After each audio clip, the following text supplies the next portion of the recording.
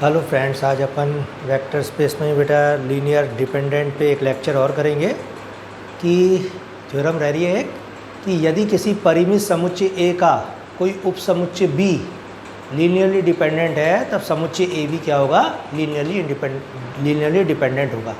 अभी अपन ने last time पे एक थ्योरम करी थी जल्दबाजी में कि यदि ए लीनियरली इंडिपेंडेंट है और बी उसका सबसेट है तो वो क्या लीनियरली इंडिपेंडेंट होगा। लेकिन यहाँ उल्टा कह रहा है, वो कह रहा है कि यदि किसी परिमित समुच्चय ए का कोई उपसमुच्चय बी एलडी है तब समुच्चय ए भी क्या होगा, एलडी होगा।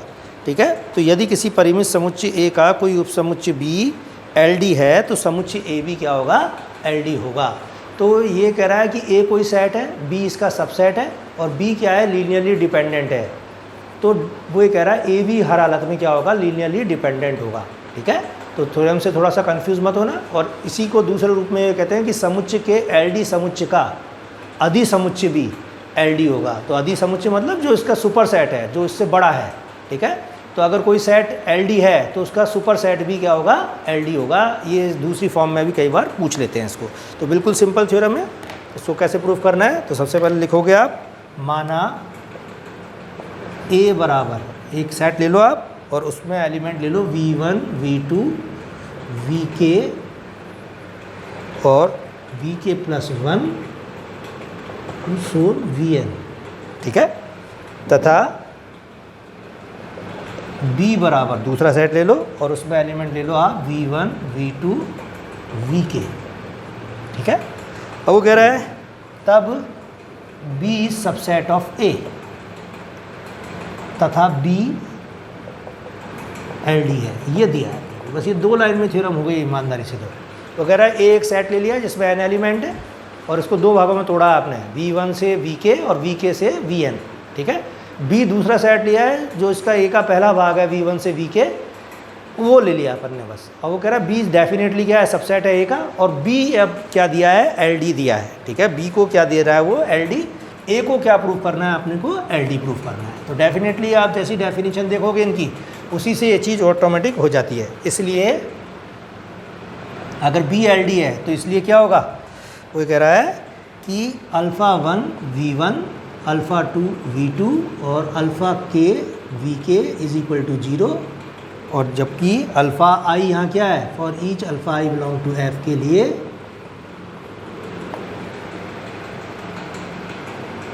सभी या कुछ अल्फ़ा आई शून्य नहीं है। बुक वाला सभी लिखता है, मैं इसको कुछ भी लिख देता हूँ कई बार, क्योंकि वो कहता है अगर इनमें से एक भी अल्फ़ा शून्य नहीं है तभी तो ये एलडी होगा। हो सकता है सभी अल्फ़ा शून्य नहीं हो, तो मैं कह रहा हूँ सभी या कुछ अल्फ़ा आई शून्य नहीं है। अगर बी जो है एलडी है, ये मैंने चीज़ निकाल ली और इसको नंबर 1 दे दिया। ठीक है, अब वो कहता है अतः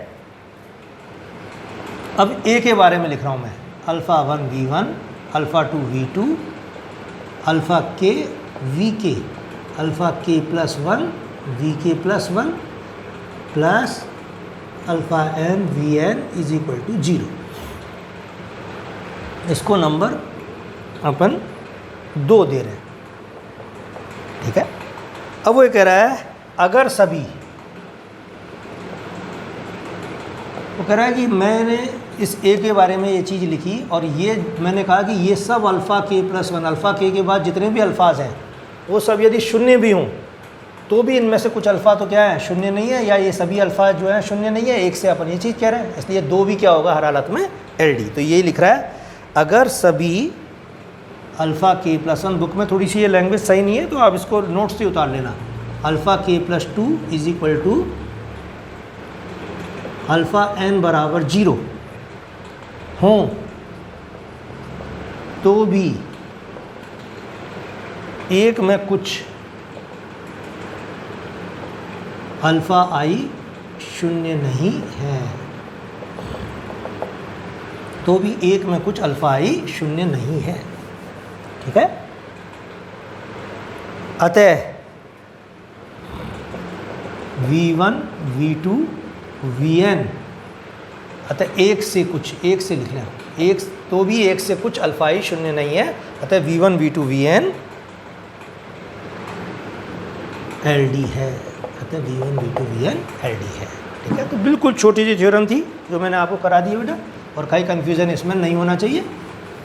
और मैंने आपको एक प्रकार से लगभग 2 यूनिट ही करा दिए हैं, तो आप बेटा यूनिट 2 तो पूरी करेंगे, और यूनिट 3 अगर आपकी किसी की थोड़ा सा कम करना चाहते हो तो आप सिर्फ लीनियर कॉम्बिनेशन, लीनियर डिपेंडेंट और लीनियर इंडिपेंडेंट के क्वेश्चंस कर लो बस। ठीक है, थ्योरम्स वो बच्चे करें जो अपने आप को बहुत ज़्यादा होशियार समझते हैं। तो मैंने पहले भी कई बार ये वर्ड यूज़ किए हैं बेटा, तो इसमें कोई बुरा नहीं मानना।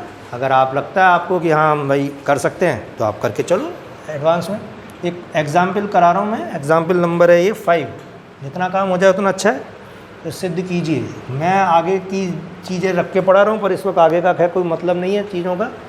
इस वक्त तो आप अपना संभालो, बहुत ज़्यादा परेशानी हो चुकी है तुम लोगों को, मैं जानता हूँ। सिद्ध कीजिए कि V3/C के 4 सदिश, ये एग्जाम्पल कई बार आ जाता है, V1 बराबर 1 0 0, V2 बराबर 0 1 0 और V3 बराबर 0 0 1 तथा V4 बराबर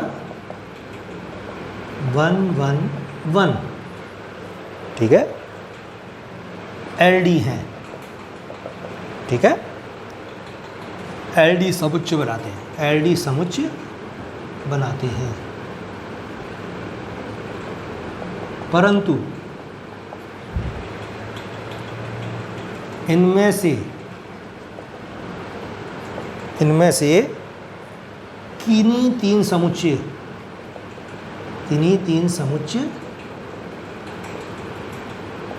LI है। तो कितना मज़ेदार क्वेश्चन है। वो कह रहा है अगर 4 सेट लोगे एक साथ तब तो ये क्या बनाएगा, V1 V2 V3 V4 LD, और अगर कोई से 3 लोगे इनमें से तो ये क्या बनाएगा, LI। तो इसको अपने को प्रूफ करना है, तो इसके लिए लिखो माना कि अदिश alpha beta gamma delta belong to C के लिए alpha V1 plus beta V2 plus gamma V3 plus delta V4 is equal to 0। ठीक है, अब V1 का मान रख दो, V2 का मान रख दो, V3 का मान रख दो। ठीक है, तो क्या क्या चीज़ आ जाएगी, alpha 1 0 0 plus beta 0 1 0 plus gamma 0 0 1 plus delta 1 1 1 is equal to 0 0 0। ठीक है, अब इनको सॉल्व कर लेंगे अपन। तो ये पहला पहले में जोड़ दो, तो अल्फ़ा प्लस डेल्टा क्या क्या आ रहा है, बीटा प्लस डेल्टा, दूसरा दूसरे में जोड़ा और तीसरा तीसरे में जोड़ा, गामा प्लस डेल्टा। ठीक है, ये चीज़ें आई हैं अपने पास, और ये किसके बराबर आ रही है, 0 0 0 के। अब इनको इक्वेट कर लो, तो alpha plus delta is equal to 0 बराबर beta plus delta is equal to plus gamma plus delta, ये सब 0 के बराबर है। सॉल्व करोगे तो क्या आएगा, it implies alpha is equal to beta is equal to gamma is equal to minus delta. ठीक है, इनमें से एक चीज़, 3 चीज़ बराबर आएंगी और चौथी चीज़ जो आएगी माइनस में आएगी ऑटोमेटिक। तो इससे आप क्या निष्कर्ष निकाल सकते हो, इट इम्प्लाइज 1, इन सब का मान 1 1 ले लिया मैंने, तो 1 0 0 plus 0 1 0 plus 0 0 1 minus 1 1 1 1 is equal to क्या होगा, हरा लगा 0 0 0 होगा। देखो आप 1 में क्या जोड़ा, -1, 0 आ जाएगा, और बाकी सब में ऑटोमेटिकली वो 0 देगा। ठीक है, तो कह रहे ये एक ऐसा कॉम्बिनेशन है, ये V1 ये V2 ये V3 ये V4, लेकिन इसमें अल्फास का मान क्या है, या 1 या 1 या 1 और या -1। तो एक ऐसा सेट प्राप्त हो गया जिसमें सभी समस्त अल्फ़ा है क्या है, शून्य नहीं है, उसके बावजूद भी ये क्या है, अपने पास इनका मान 0 आ रहा है। ठीक है, तो इस चीज़ को अपन ने लिख दिया, समस्त अल्फास शून्य नहीं है, तो ये चीज़ तब क्या आ रही है, 0 आ रही है, इसलिए ये सेट क्या है, LD है। It implies V1 plus V2 plus V3 minus V4 is equal to 0। अतः V1 V2 V3 V4 L D हैं। ठीक है, एक ऐसा सेट ले लिया अपन ने। अब इसके बाद वो कह रहा है कि अगर मैं क्या करूं, 3 लूं कोई से भी। अब हम सिद्ध करेंगे, कोई से भी 3 सेट ले लो। अब हम सिद्ध करेंगे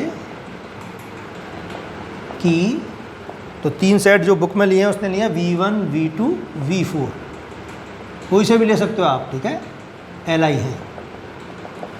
ठीक है, इसके लिए alpha 1 V1 alpha 2 V2 alpha 3 V4 is equal to 0 ले लो। ठीक है, और फिर इसका मान रख दो आप। तो अल्फ़ा 3 इस तरह V3 लिख दिया है, मैंने V4 लिया है, तो V4 ही लिखना पड़ेगा आपको। बुक वाले में गलती है, थोड़ा सा सही कर लेना। Alpha 1 1 0 0 alpha 2 0 1 0 plus alpha 3 1 1 1 is equal to 0 0 0।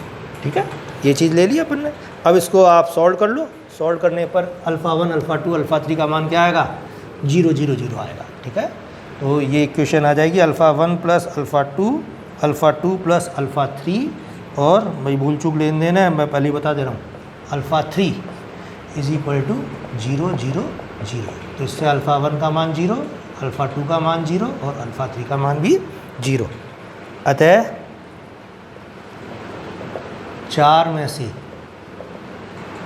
3 सदिश Li है। अतः 4 में से 3 सदिश क्या है, Li है। ठीक है, ये डेफिनेशन हो गई अपनी। अब इसके बाद एक और क्वेश्चन में ले रहा हूँ भी। सिद्ध करो 2 सदिश, एग्जाम्पल 12 है। सिद्ध करो कि 2 सदिश LD होंगे यदि और केवल यदि, यदि और केवल यदि, यदि और केवल यदि एक सदिश दूसरे सदिश के अदिश गुणन के बराबर है। अदिश गुणन के बराबर है। वो ये कह रहा है कि अगर एक वेक्टर दूसरे वेक्टर का मल्टीपल है तो आप डायरेक्ट लिख दोगे कि ये क्या होगा, हर हालत में LD होगा, ये ध्यान रखना। ठीक है, तो थ्योरम क्या ये एक्चुअल में आगे चले कंपटीशन देते हैं ना अपन, तो उनमें ये बहुत काम आती हैं ये चीज़ें, जो छोटी छोटी चीज़ें। ठीक है, तो आप डायरेक्ट पहचान जाते हो उससे कि माना कि, लेकिन अब इस बार टाइम नहीं है इतना बेटा, तो मैं समझा नहीं पा रहा हूँ तुम्हारे को। माना कि U तथा V 2 LD सदिश हैं। मैं थोड़ा सा हिंदी में नहीं लिखता इस चीज़ को। Therefore alpha U plus beta V is equal to 0, जहाँ alpha beta does not equal to 0। ठीक है, यदि alpha does not equal to 0 तब अल्फ़ा इन्वर्स का अस्तित्व होगा। ठीक है, अल्फ़ा यदि F में है तो अल्फ़ा इन्वर्स भी F में होगा, और अल्फ़ा 0 नहीं है तो, इसलिए अल्फ़ा इन्वर्स से दोनों साइड गुणा कर दिया, इसलिए alpha inverse alpha U plus beta V is equal to alpha inverse into 0 is equal to 0। और ये चीज़ क्या आ जाएगी, alpha inverse alpha U is equal to minus alpha inverse beta V। ठीक है, या आप डायरेक्ट लिख दो इसको, अल्फ़ा इन्वर्स बीटा V। ठीक है, और U बराबर क्या हो गया, इससे 1, ये दोनों से गुणा करोगे तो 1 आएगा, और ये चीज़ क्या आ जाएगी, minus alpha inverse beta V।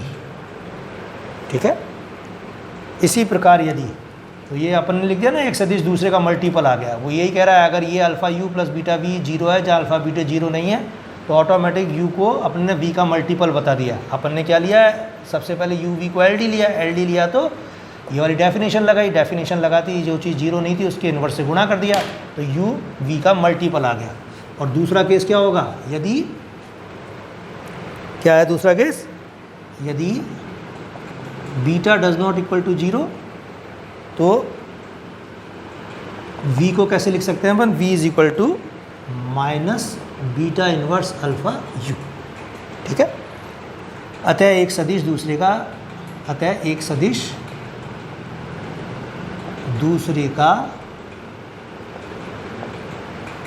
अदिश गुणन है, ठीक है। अब इसका रिवर्स ले लो कि अगर एक सदिश दूसरे का अदिश गुणन है तो वो क्या होगा, LD होगा। तो विलोमतः, इफ एंड ओनली इफ है थ्योरम, विलोमतः यदि U is equal to KV, it implies U minus KV is equal to 0, जहाँ सभी अदिश अशून्य है,